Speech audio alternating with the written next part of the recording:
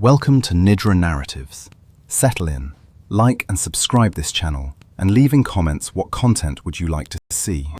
Imagine, if you will, a river not made of water, but of liquid silver, flowing silently beneath the surface of the Indian subcontinent, an invisible current of capital that dictates the rise of empires and the fall of kings. We are drifting back now through the layers of the 21st century, past the industrial clatter and the digital hum, settling into the humid, golden warmth of the early 18th century in Bengal. It is a time when the sun never set on Mughal wealth before it ever refused to set on the British Empire. A time when a single family held a treasury that dwarfed the economies of Europe. This family was known simply as the Jagat Seths, the bankers of the world.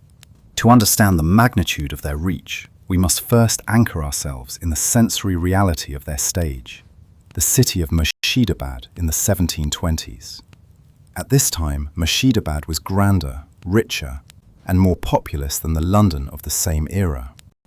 While London was a city of wood and rapidly expanding brick, struggling with the early pangs of urbanization, Murshidabad was a garden city of marble palaces, intricately carved from stone, reflecting the zenith of Indo-Persian aesthetics.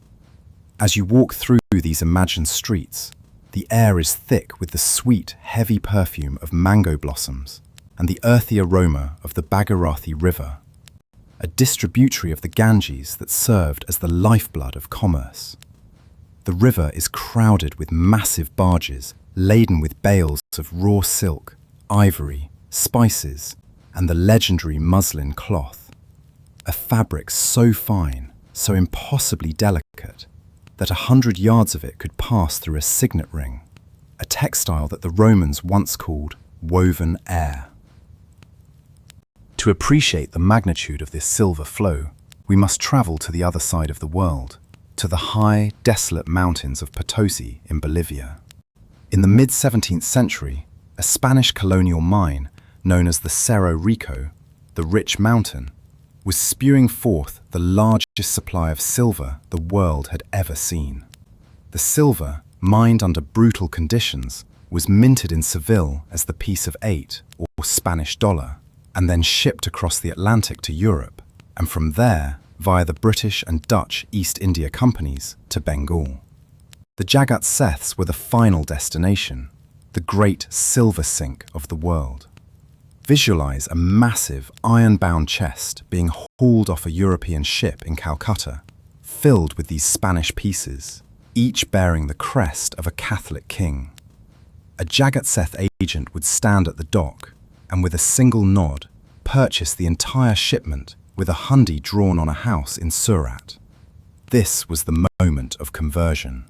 The silver, a coin of the New World's empire, would then be sent up the river to the Murshidabad mint to be melted down and reborn as the Sikha rupee, the very currency that paid for the muslin cloth in the markets of Dhaka. In this single transaction, the Seths demonstrated their true power. They were the alchemists of global commerce, translating the brute metal of a foreign empire into the liquid lifeblood of their own. In this lush landscape lived the Oswald Jains, followers of an ancient religion dedicated to ahimsa, or non-violence. Their journey mirrors the flow of capital itself, moving from the dry, stoic deserts of Marwar in Rajasthan to the abundant, chaotic richness of the East. The patriarch Hiranand Sahu arrived in Patna in 1652, followed by his son Manik Chand and grandson Fateh Chand.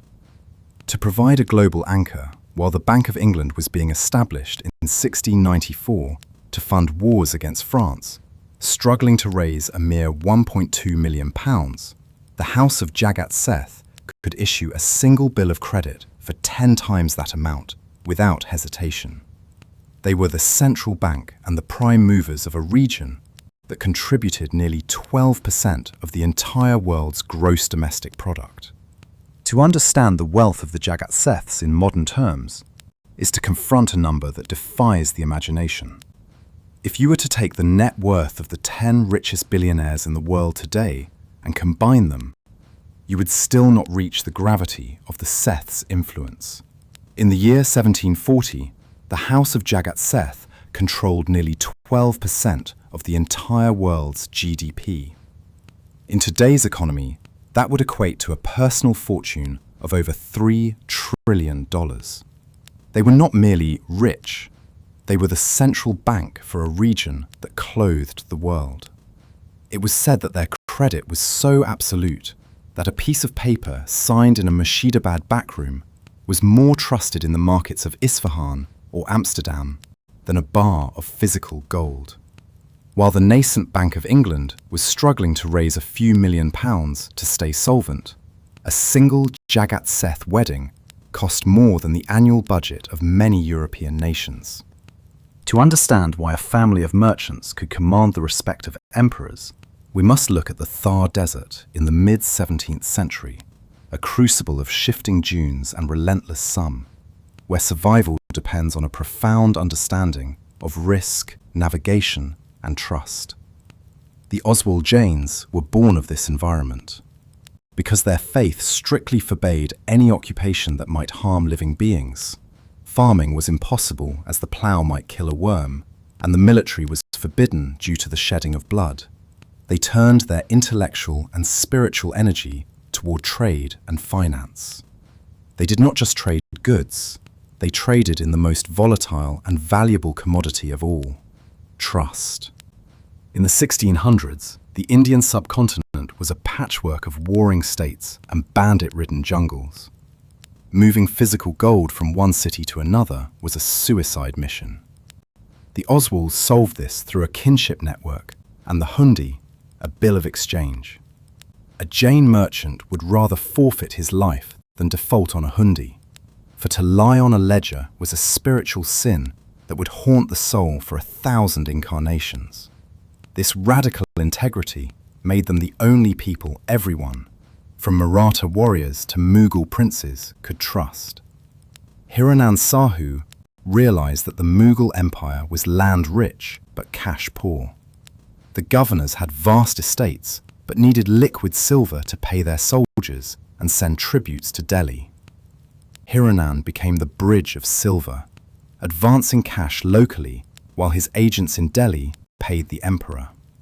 He turned physical danger into a ghost of credit, realizing that the person who manages the flow is more powerful than the person who owns the land.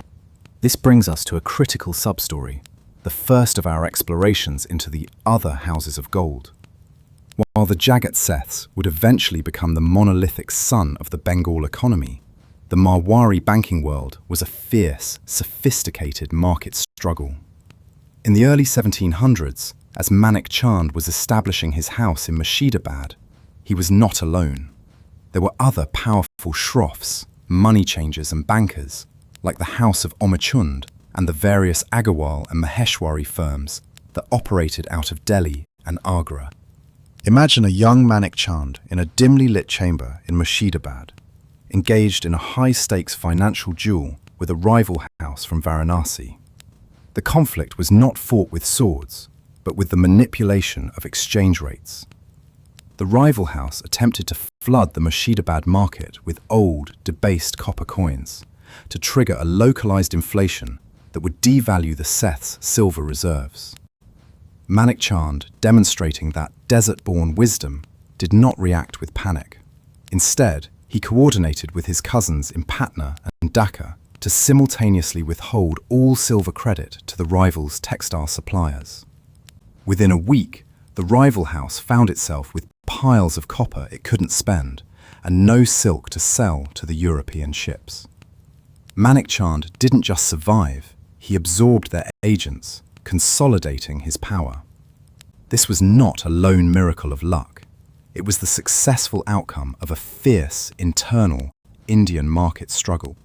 It highlights the full complexity of the Mughal financial system, a system where the Jagat Seths emerged as the ultimate consolidators by offering the state something no one else could, a singular, unified point of credit that made the chaotic tax revenue of 3 provinces as predictable as a heartbeat.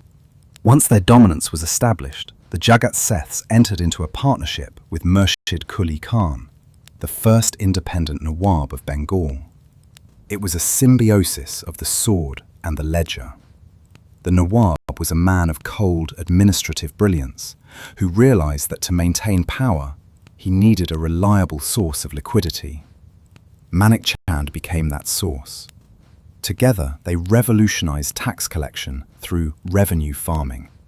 Previously, tax collection was disorganized and prone to skimming by local lords.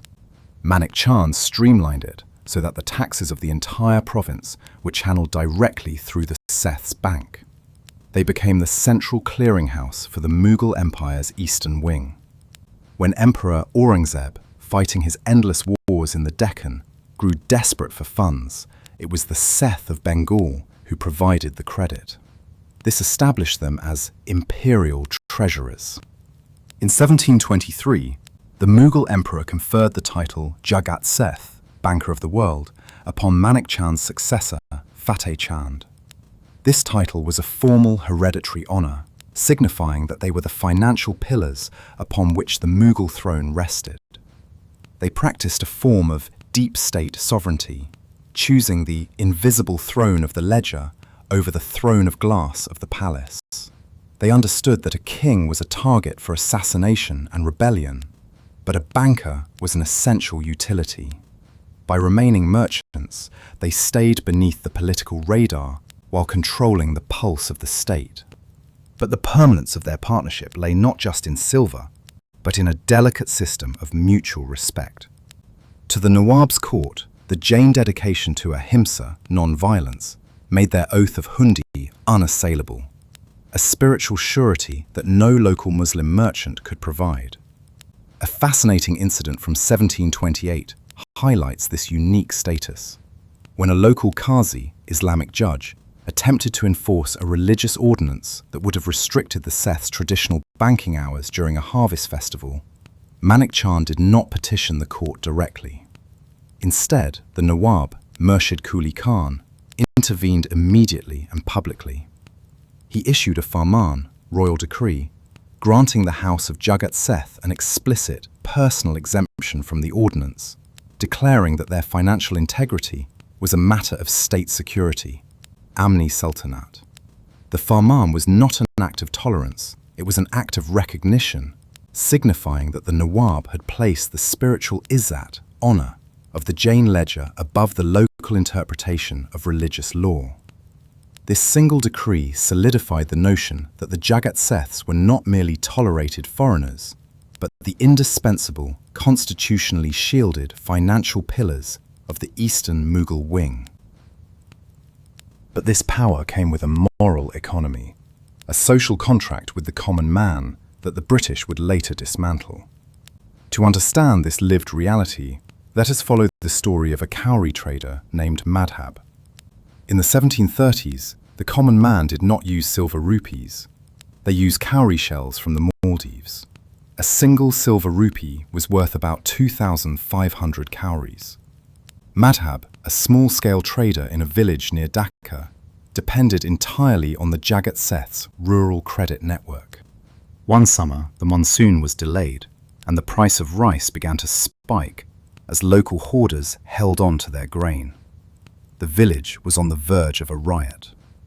Madhab watched as the Jagat Seths agents arrived, not with soldiers, but with massive bags of cowrie shells and barges of grain from their private granaries in Murshidabad. Following the Seths' orders, the agents intentionally flooded the market with cowries and rice, artificially driving the price back down to a level the weavers could afford. They weren't doing this out of pure altruism. They were protecting their human capital. They knew that if the weavers starved, the woven air would stop flowing, and the silver river would dry up. This was the social insurance of Bengal. It was a paternalistic system, yes, but it provided a level of stability that the common man relied upon. This human-level contrast is vital. While the elite saw the Seths as kings of silver, the peasant saw them as the guarantors of their daily handful of rice. Step inside the Jagat Seth mansion at Mahimapur to see the duality of this life. The floors are polished marble, and the air is cooled by massive fans. Yet the masters of the house lived with a restraint that baffled Europeans.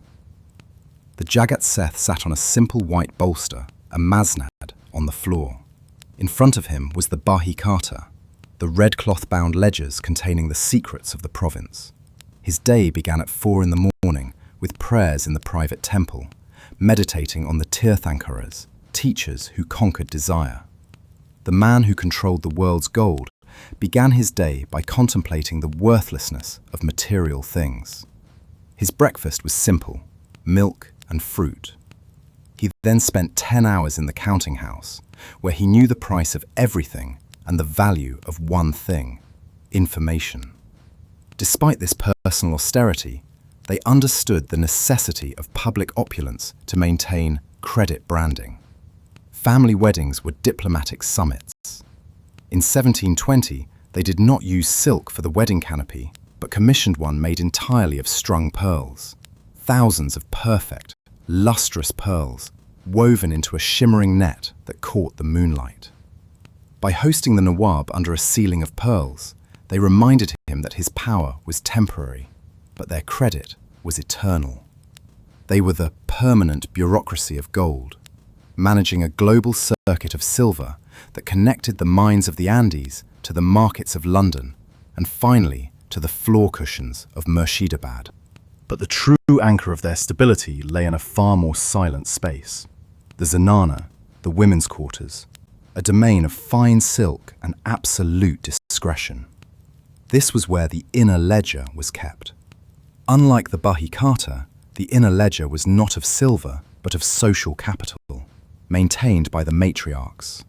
A fascinating sub-story from 1735 tells of a discontented minister who was secretly planning a new, debilitating tax on local merchants, aimed at undermining the Seths' popular support. The news did not travel through the Qasid runners. It was carried by a trusted Khidmatgar, servant, from the Nawab's harem to the Seths' household. The matriarch, acting before the tax was even proposed, arranged for an immediate, massive hundi to fund the Nawab's popular mosque renovation. By using a private, back-channel line of credit, the Seths made the Nawab look like a benevolent patron, thereby forcing the minister to postpone his tax and preserving the trust of the merchant class. This revealed that the real permanent bureaucracy was the family itself, a system where a secret whispered in the women's quarters was often more valuable than a market report from London. Part 2. The Alchemy of the Mint and the Information War. As we move deeper into the 1730s and 1740s, the river of silver broadens, its surface reflecting a world that seems perfectly ordered, yet vibrates with the intensity of an industrial machine made of human minds and muscle. To understand how the Jagat Seths held their grip on the pulse of the subcontinent, we must leave the quiet, rose-scented marble halls of Mahimapur and enter the roaring, high-heat reality of the Murshidabad Mint.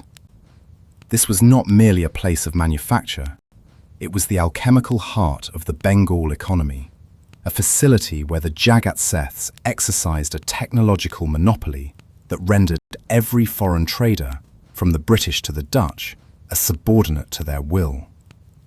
Imagine a vast, fortified complex on the banks of the Bhagirathi, where the air is a permanent shimmer of heat and the smell of charcoal smoke and molten metal never fades. Inside, thousands of sonar, goldsmiths, and chaksis, assay masters, worked in a rhythmic, deafening cadence. The technical mastery of the Seths lay in their ability to define purity. In the 18th century, money was not a promise of a government. It was the intrinsic value of metal. The Jagat Seths were the guardians of that value. Every year, when the European ships arrived at the mouth of the Hooghly, they brought bullion, those heavy bars and pieces of 8 from the Spanish mines of Potosi we discussed. But as we know, this foreign metal was useless in the markets of Bengal. It had to be converted into the Sikha rupee. the only currency accepted for land taxes. The Jagat Seths sat at the gate of this conversion, the only individuals trusted by the Nawab to hold the imperial dies. Visualize the process in its most granular detail. Foreign silver bars, still bearing the salt spray of the Atlantic and the stamps of the Spanish crown, are thrown into massive clay crucibles. These crucibles are heated by bellows-driven charcoal fires until the metal glows with a blinding, liquid brilliance. The dross and impurities are skimmed away by masters using long iron ladles until only the pure, liquid, kunda silver remains. The Chaksis, men whose palates and eyes were trained over decades to detect even a 0.1% impurity, would perform the final check. Sometimes they would drop a cooled disc on a granite stone just to hear its ring. Other times they would touch the cold metal to their tongues, sensing the specific metallic tang that indicated the presence of copper or lead. Once the purity was verified, the silver was beaten by hand into uniform discs and struck with the imperial die. The Jagat Seths held the physical iron stamps, a privilege that made them the literal coiners of the realm. For this service, they charged a batta, an exchange fee. But the true genius and the true source of their friction with the British was the aging of the rupee. A coin minted this year was a sikka, worth its full value. A coin from last year was a sanort, worth 3% less. The Jagat Seths essentially created a system where money had an expiration date, forcing a constant, mandatory cycle of reminting that generated millions in profit for their house. The British East India Company, led by men obsessed with the cold efficiency of emerging Western capitalism, were driven to madness by this system. They wrote endless, furious letters to London, complaining that the Seths were taxing the very movement of time itself. Yet, they had no choice. Without the Jagat Seth stamp, their silver was just leaden weight. This was the first technological bottleneck in Indian history, a private family controlling the very operating system of the state's revenue. While the mint provided the physical weight of their power, the information war provided the speed. Wealth of this magnitude is a blind giant without data, and the Jagat Seths built a pre-modern intelligence network that was the envy of every king in Asia. Imagine the DAC system, a relay of Kassid runners stationed every few miles along the paths to Delhi, Surat, and Dhaka. These runners were not soldiers. They were specialized athletes, often from hereditary castes, who ran with small, wax-sealed cylinders containing strips of fine paper. A message from the Mughal court in Delhi, nearly 1,000 miles away, could reach the Jagat Seth in 6 days, 4 days faster than the official post of the emperor himself. This was achieved through a brutal, relay-style efficiency. A runner would hear the bell of the approaching messenger, prepare himself, and take the cylinder at a full sprint, passing it to the next man 5 miles later. But they went further, into the realm of the sky. The Seths were masters of the kabutar baz, pigeon handlers. On the roof of the Mahimapur mansion, a dedicated staff watched the horizon for carrier pigeons arriving from the coast. These birds carried the price of the world. If the price of silver dropped in London, or a war broke out in Europe, the Jagat Seths knew it before the British governor in Calcutta did. This information asymmetry allowed them to manipulate the markets with surgical precision. They would buy up grain before a famine, or sell currency before a devaluation, always staying one move ahead of their rivals. The speed of the Kassid runner was not merely an athletic feat, it was a spiritual oath. Consider the story of a runner named Deva, stationed near Allahabad in the 1740s. Deva did not know the contents of the wax-sealed cylinder he carried, only the specific, coded seal of Fateh Chand. One night, while crossing a flooded river, his ferry was ambushed by highwaymen, not for the few coins he carried, but for the information. The bandits, knowing the value of the Seth's dak, demanded the cylinder. Deva did not fight. He did not negotiate. Instead, he did the only thing that would preserve the ledger's integrity. He swallowed the cylinder, a small strip of paper and wax, becoming a final, undeliverable secret inside his body. He was later rescued, and though the message was lost, his act earned his family a lifetime stipend. The Seths understood that to protect the flow of silver, they had to cultivate a radical, suicidal loyalty in their human capital. This finality of trust was the true firewall against their rivals, making the life of a runner more valuable than any silk or spice. This system of loyalty extended into every layer of their operation, from the guards at the mint to the clerks in the counting house. This brings us to a crucial perspective: the relationship with the other houses of gold during this era of peak dominance. We often speak of the Jagat Seths as a solitary peak, but they were actually the apex of a complex hierarchy. In the early 1740s, as they consolidated their power, they faced a subtle but dangerous challenge from the house of Omichund, a Sikh merchant based in Calcutta who acted as a middleman for the British. Omichund was a man of immense ambition, and he attempted to build a rival banking network by bribing local officials in the textile-producing interior of Bengal to accept his own hundis. The Jagat Seths did not respond with the sword. Instead, they performed a financial siege. They used their control over the central treasury to refuse any bill of exchange signed by Omichund's partners. Within months, Omichund's credit evaporated. He found that no merchant in Bengal would accept his paper for fear of offending the bankers of the world. Omichund was forced to come to Mahimapur not as a rival, but as a petitioner, begging to be allowed back into the fold. This defeat left a bitter seed in Omichund's heart, one that would lie dormant for a decade until the British arrived with a plan for revolution. This highlights that the Seths' dominance was not a static gift. It was a daily, active defense of their monopoly through sophisticated financial maneuvering. This dominance allowed them to maintain the moral economy that protected the common man. Let us return to the perspective of the zamindar, the local landlord, a man named Raihan. Raihan was responsible for the taxes of 40 villages. His life was dictated by the monsoon and the revenue calendar. If the rains failed, Raihan could not collect from the peasants, yet the Nawab still demanded his tribute. In the old world, Raihan did not go to a bank. He went to the Jagat Seths' local kothi. The Seths' agents understood the rhythm of the soil. They would advance Raihan a loan at a fixed interest rate, allowing him to pay the state and keep the peasants in their homes. In exchange, the Seths took a portion of the future harvest. This created a buffer between the state's hunger and the peasants' survival. It was a system of social insurance that functioned on the principle of long-term stability over short-term profit.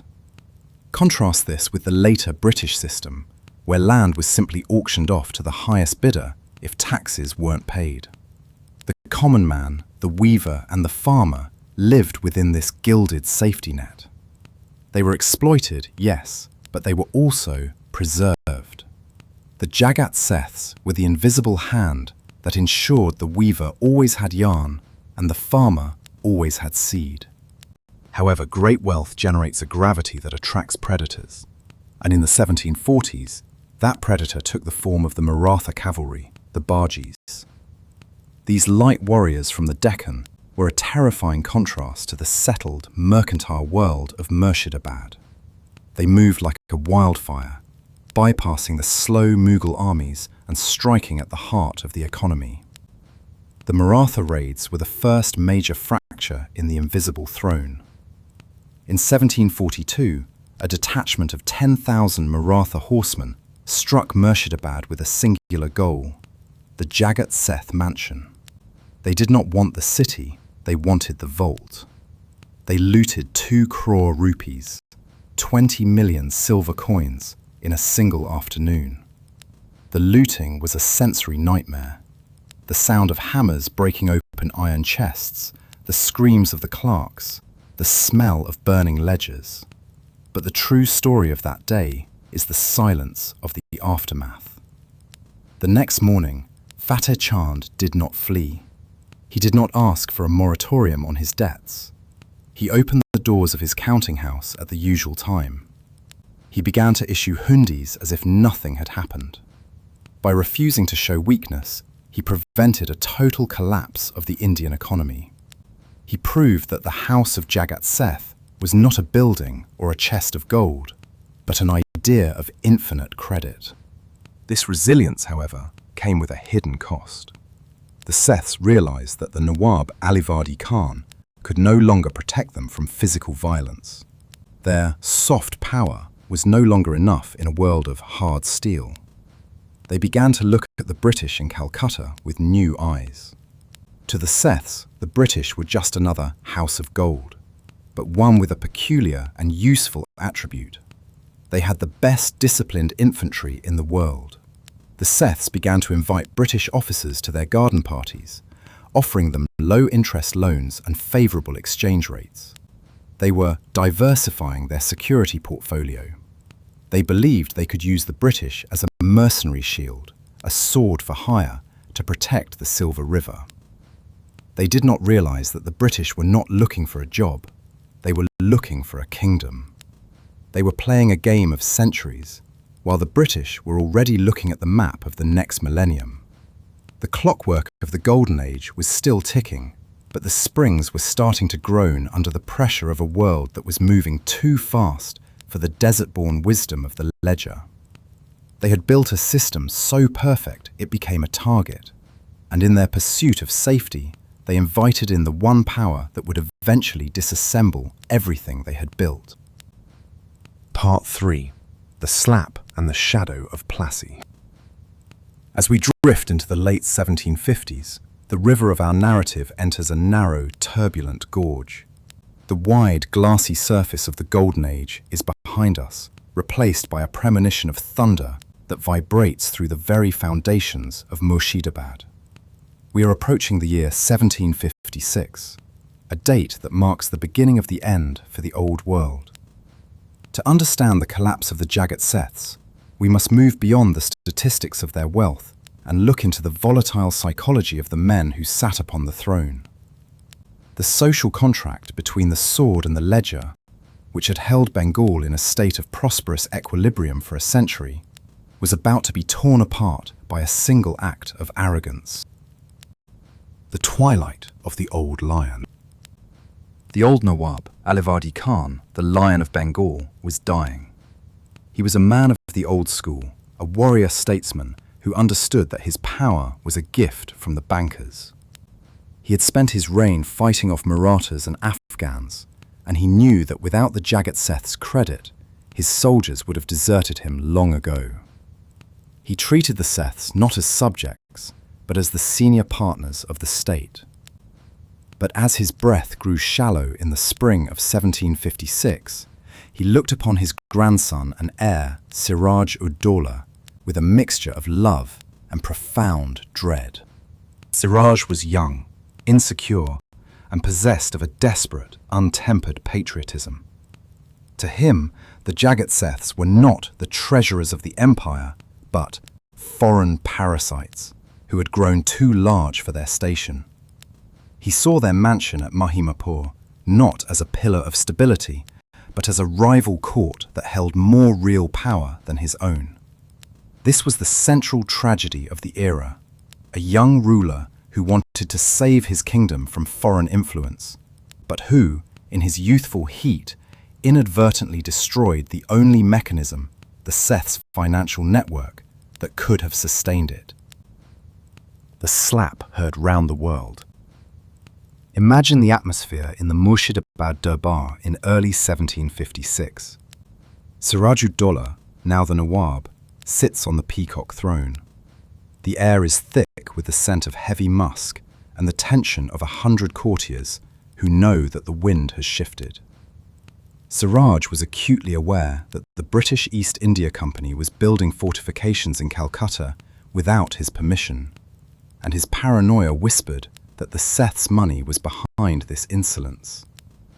He decided that the only way to assert his sovereignty was to break the financial independence of the Jain bankers. He summoned Mahtab Chand, the reigning Jagat Seth, and his cousin Swarup Chand to the court. In front of the entire assembly, Siraj demanded an immediate, massive contribution, a forced loan of 3 million rupees to fund his march on Calcutta. Mahtab Chand, maintaining the meditative calm of his Jain faith, refused. He cited the vast unpaid debts the state already owed the bank and warned that such a sudden drain of silver would destabilize the currency and ruin the local merchants. Siraj did not hear a financial warning, he heard a challenge. In a fit of rage, he rose from his throne and struck Mahtab Chand across the face. This was more than a physical assault. In the 18th century court, izzat, honor, was the only currency that could not be devalued. By striking the Jagat Seth, Siraj had declared the entire economic system worthless. The red mark on Mahtab Chand's face was the signal to every merchant, every landlord, and every foreign factor in the province that the Nawab had become a predator. In the silence that followed that slap, the social contract of Bengal was effectively incinerated. The Jagat Seths, who had lived by the rule of the ledger, now realized that the ledger was no longer a shield. The inconsistency of wisdom. Buying a revolution. This brings us to the great logical pivot of our story. The moment the Seths celebrated desert-born wisdom faltered. For generations, they had believed that owning the king's debt was more secure than being the king. They were the masters of soft power. Yet, faced with the volatility of Siraj, they chose to engage in the most dangerous game of all, regime change. They retreated to the shadows of the Mahimapur estate. The counting house became a war room. Here, they made the decision that would eventually lead to their own ruin. They decided to invite an aggressive, unpredictable foreign military power, the British, into the heart of the political system to remove a personal enemy. The Jagat Seths were essentially underwriting a revolution. They began secret meetings with William Watts, the British agent, who would enter the mansion in disguise, sometimes dressed as a common cloth merchant. They coordinated with Mir Jafar, the Nawab's disgruntled commander-in-chief, who felt passed over by the young Siraj. The Jagat Seths were not looking to betray India. They were looking to fix the market. They viewed the British as a sword for hire, a corporate mercenary force that they could pay to do the messy business of a coup, after which the British would surely return to their docks and the Seths would return to their ledgers. They miscalculated the nature of British hunger. They saw a merchant company, but they were dealing with a nascent empire that was already thinking in terms of territory, not just trade. The financial engineering of Plassey. The Battle of Plassey in June 1757 was not a military victory. It was a massive merger and acquisition deal gone wrong. To ensure the British would march, the Jagat Seths had to sweeten the pot. They agreed to pay the British East India Company a restitution fee of nearly 22 million rupees, an amount double the annual revenue of the entire province. They were literally underwriting their own conquest. Imagine the secret messages moving between Murshidabad and Calcutta, carried by those swift Qasid runners we discussed. The Seths were the ones who bribed the Nawab's generals. They were the ones who ensured that the supplies to Siraj's army were delayed or diverted. They even had a hand in ensuring the Nawab's gunpowder was left exposed to the elements. When the battle finally occurred at the mango groves of Plassey, it was a transaction of steel and gold. As the monsoon rains began to fall, soaking the Nawab's ammunition and turning the ground to mud, Siraj-ud-Dawla looked to his wing commanders, Mir Jafar and Rai-Durlab, and saw only statues. They refused to charge. They refused to fire. They simply stood in the rain and watched their Nawab fall. Their loyalty had already been liquidated by the Seths agents months before.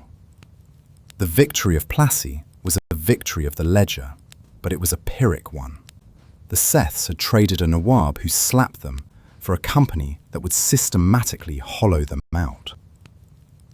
The vengeance of the shadow, Omichund's return. But the conspiracy had another layer, a ghost from the past. Remember Omichund, the rival banker whom the Seths had crushed through a financial siege in the 1740s? He had not forgotten. In the build-up to Plassey, Omichund acted as the primary intermediary between the British and the Seths.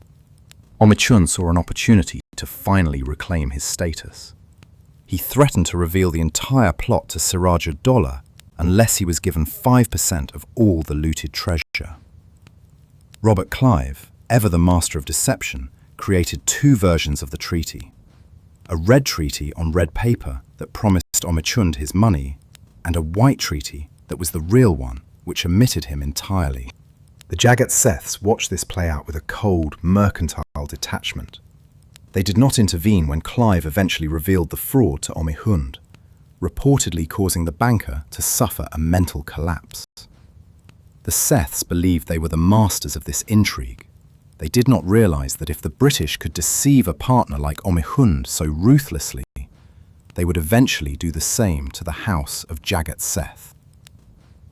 The morning after, the Great Drain begins. The morning after Plassey, Robert Clive was led into the secret vaults of the Nawab's treasury by the Jagat Seths. Clive later described being astonished at his own moderation as he walked through rooms filled with gold bars and mountains of diamonds. But the treasury was not enough to satisfy the restitution the Seths had promised. To pay the British, the new puppet Nawab, Mir Jafar, had to sell the very jewels of his crown and the gold plates from his palace walls. The drain of wealth began. Every month, massive convoys of silver were shipped downriver to Calcutta and from there to London. For the first time in centuries, the silver was not circulating. It was leaving. Inside the Mahimapur mansion, the years from 1757 to 1760 were a period of gilded despair. The Jagat Seths realized that Mir Jafar was a hollow shell. The British were always at the door demanding more for the company, more for private gifts to officers, more for the wars they were now fighting in the south. The British began to treat the Seths with a new, cold indifference. They bypassed the Seths' mint. They demanded that the Seths' hundies be replaced by British treasury bonds. The invisible throne was being dismantled in broad daylight. The loss of the moral contract.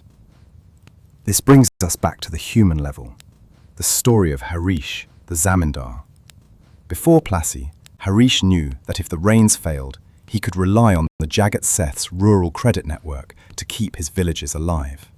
But in 1758, when the monsoon was short, Harish went to the Jagat Seths' local Koti branch office and found it nearly empty. The Seths agents told him that all their liquid silver had been advanced to the British for their military campaigns. There was no credit for the weavers. There was no seed money for the farmers. Harish was forced to turn to British private traders who charged predatory interest rates and demanded the right to seize the land itself if the debt wasn't paid. The common man watched as the gilded safety net was pulled away. The cowrie economy was being crushed by the silver extraction. The peasant realized that his provider, the Jagat Seth, had become a prisoner of the company. The moral economy was dead, replaced by a predatory machine that cared only for the next ship's cargo. The Jagat Seths had won their revenge against Siraj-ud-Dowlah, but in doing so, they had broken the very world that made their wealth possible. They were standing on a mountain of silver that was melting into the sea, and for the first time in their history, they did not have a plan for the morning after. Part 4. The Ghost of Gold and the Final Reckoning. The river of our journey has reached its final, sombre estuary, where the bright silver currents of the 18th century dissolve into the grey, haunting mists of the 19th. We are entering the decade of the 1760s, a time when the humid, sweet air of Bengal was replaced by the dry, metallic scent of gunpowder and the chilling silence of a society being hollowed out from within. The bankers of the world have moved from the sunlit terraces of their palaces to the cold, limestone shadows of the fortress of Mughal. To understand this final act, we must witness the absolute collapse of the old order, a moment where the ledger was closed forever, not by a pen, but by the sword. The prison of stone, Mughal and the paranoia of Mir Qasim. Imagine the atmosphere in the Mughal fort in late 1763. The Bhagirathi River here is deep and the current is treacherous, a jagged contrast to the gentle, manicured flow beside the gardens of Mahimapur. Mir Qasim, the Nawab whom the British had installed and then provoked into rebellion, was a man in the grip of a terminal, logical paranoia. He was a student of the past. He looked at Matab Rai and Swarup Chand, his high-value prisoners, and he did not see financiers. He saw the architects of the very merger that had sold his country. He realized that his cause was failing. The British military machine, funded ironically by the Seths' own previous restitution payments, was closing in.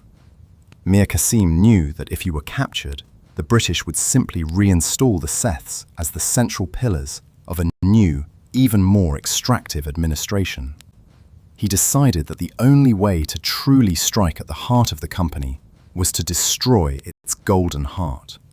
On a grey morning in October, the two patriarchs were led to the high ramparts of the fort. There was no trial, no final ledger to balance, and no hundi could buy their passage back to life. In a moment of absolute, terrifying silence that seemed to stretch across the entire province, the bankers of the universe were cast from the battlements into the churning waters of the Ganges.